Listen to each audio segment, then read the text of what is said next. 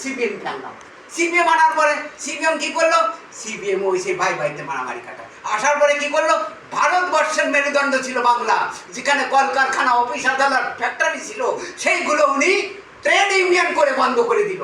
কেননা এই গরিবের ছেলে মেয়ে যাতে ওই ফ্যাক্টরিতে কাজ করলে তাদের অর্থ আসবে, দিমাগ আসবে, দিমাগ আসলে ছেলে মেয়ে শিক্ষা পাবে, শিক্ষা পেলে অট্টালিকা বানাবে, চাকরি পাবে, তার জন্য সেটা বন্ধ করে দিল। কলকারখানা বন্ধ করে দিল। বন্ধ করার পরে তারপরে কি করলো? তারপরে উনি শিক্ষা, যেখানে ইংলিশ ভারতবর্ষে প্রথম শিক্ষা এই বাংলায় ছিল, A1 শিক্ষা ব্যবস্থা ছিল, ইংলিশ ফার্ম থেকে ছিল, সেই শিক্ষা ব্যবস্থা নষ্ট করে দিল।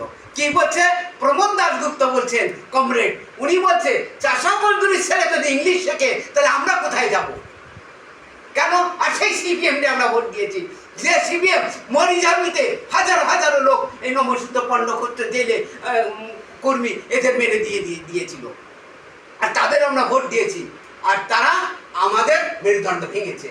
আজকে মমতা ব্যানার্জি কোথায় গাজলে যে বলছে গরু গরু চাঁদ, গরু চাঁদ হরিচাঁদ।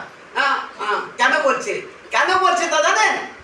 যে কংগ্রেস আমাদের মেরুদণ্ড ভেঙেছে, আমরা তাকে ভোট দিয়েছি, আমাদের গলায় দড়ি দিয়ে তারা টেনে টেনে আমাদের ভোট নিয়েছে।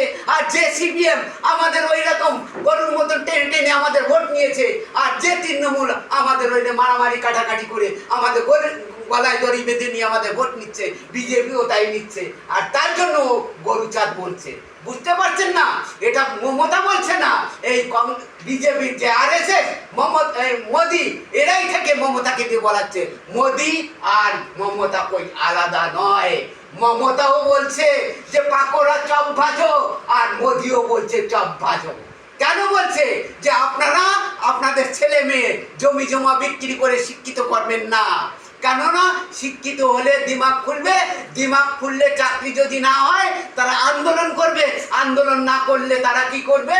তারা বিজনেস করবে, বিদেশে যাবে, অর্থ উপার্জন করবে বুদ্ধির বলে। তার জন্য বুদ্ধি নষ্ট